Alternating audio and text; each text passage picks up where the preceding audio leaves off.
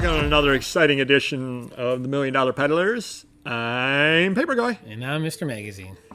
Today's yet another surprise video, which again, we love these. Yeah. Ties into a couple of the videos that we've done recently with the various items we have up and all that sort of thing. But I want to ask you your opinion on how we've evolved, and we've done it separately, but we've kind of done it together, how we've evolved on pricing. And there's a lot of different tools that we use now that we would not have used years ago. Oh, yeah. But how are your prices compared to how they were 5 years ago, let's say? I would say almost double I charge on certain things now, you know. And why is that? Are you a greedy miser? No, I'm just I might be, yeah. learning more, researching more. You know, I have a brand, Mr. Magazine. We don't want to sell $5 junk. We want to sell $10 or $20, $30 rare items or high grade items, things of that nature that people want that are in demand. You know, and if you're going to compete with a 1972 Time magazine that there's 20 of them on there, I'm going to put on a high grade one with no mailing label, you know, and ask more money for it. And, you know, wait a year instead of selling the one for $8 tomorrow. See, and where I would go at with that would be I would take the time to go through the magazine. I would which you can't do with your cost structure. I would go through it. I would put up the table of contents. I would put up pictures of the 2 or 3 most exciting things in the magazine and note them. And I would also verify that it's complete. And then I would price it at $15 to $20 where everybody else has it at $8. Right. But you're paying for quality and you're paying for the time that it took. Knowledge too that's in there. Yeah, for sure. Which, and again, years ago, you and I were both kind of the same. We slapped things up. Yeah. You know, I would get a pile of road and track magazines and I would spend an afternoon scanning all of them, throwing it up, and, you know, Road and Track, March 1967, what's on the cover? Oh, okay, Chevrolet and, you know, whatever. Right. And just throw that one up. Oh, yeah. April 67, what's on the cover? Oh, Corvette, cool, Corvette. Yeah.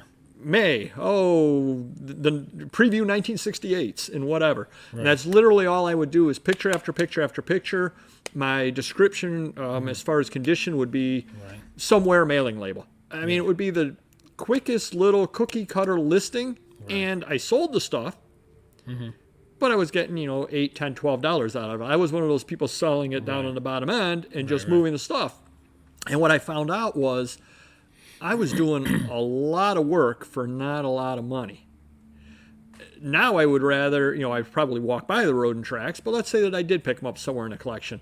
I would rather take the time to list it well. You know that if you're buying from it, it is complete.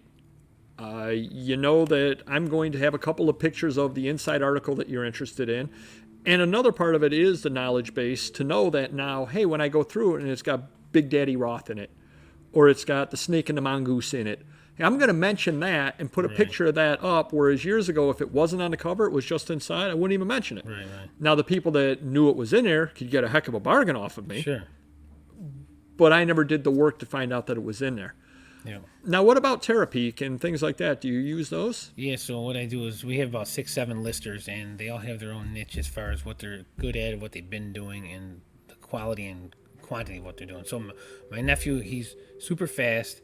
I give him all the cheaper $15, $20 items. He only does the one scan. He does the listings that you were just talking about that we used to do. He still does them, but he's pumping out hundreds and hundreds a day because I got 50,000 similar $15 to $20 magazines to pump out.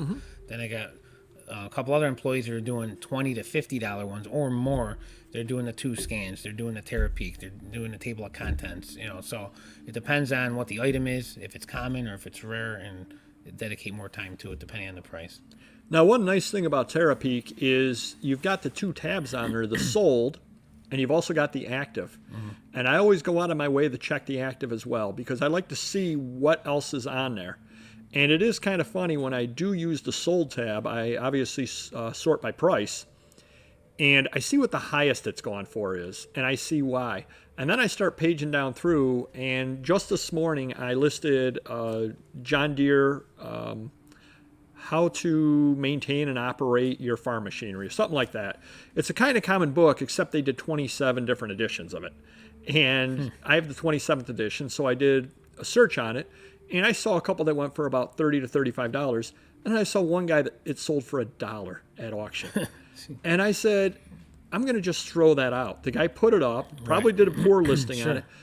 What is the maximum I can get for this item? $30 to $35. Sure. How do I market it to get $30 to $35? Where do I list it at? And then I did some search, and a lot of people listed in books. Well, I put mine in agriculture, John Deere. Good. Yep. So you can kind of find an edge. And I know I've talked about this before, but a book that I sell regularly on there, it's a, do you remember Burma Shave?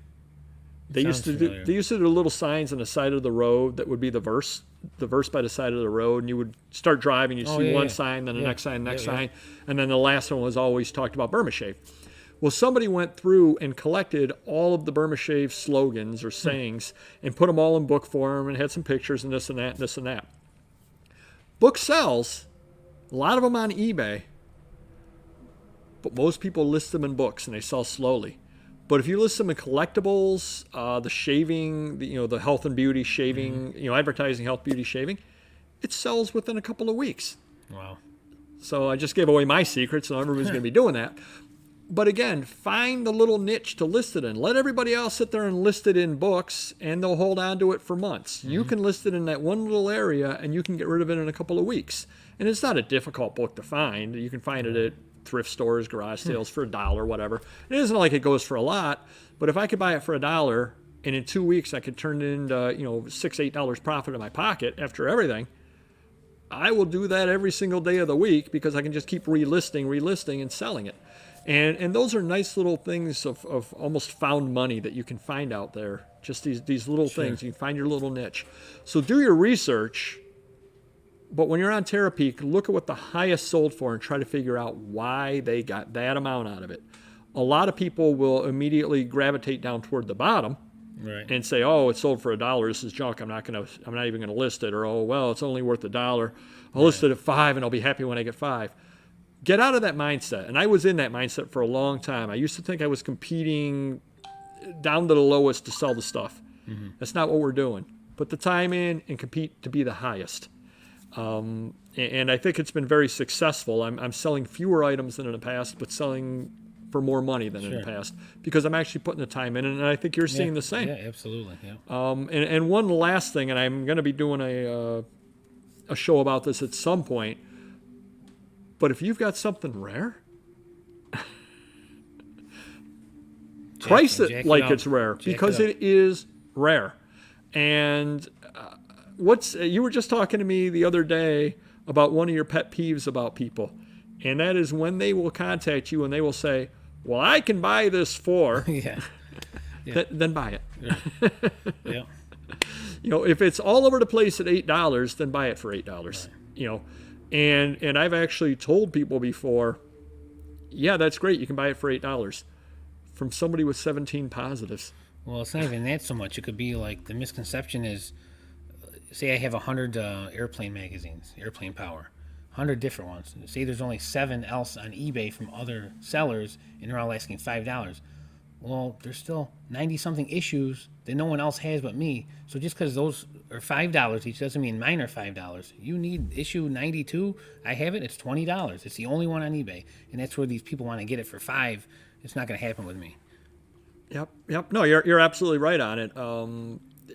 It does make me laugh when they'll sit there and they say, I can buy it somewhere else for this. And my absolute favorite will be when they say, well, I can buy it here for $12. I'll give you $10 for it. Like, well, wait a minute. Now you not only are you insulting my price, but you're undercutting. Sure. Something you can buy for $12. And the other thing that I absolutely love, and I know that, and we've never done the video about it, we will at some time, discussing free shipping, but I offer free shipping. And my absolute favorite is when they come to me and they say, well, I can buy it for $12 on Abe. I'll give you $12. And I point out, yes, and then you pay shipping on Abe. So it's not apples and apples.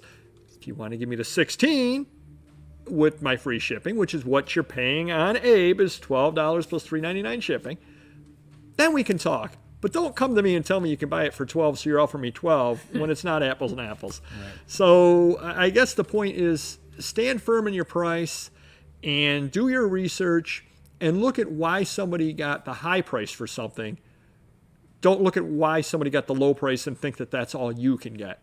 Put a little time into it, put a little effort into it, and you're more likely to get the high price. And again, some of it is the fact, how many positives do you have roughly? 170,000 different, I think. Yep, and I've got 51,000. You're paying something for that because you know I'll stand behind the item. You know you're going to get the item. You know that.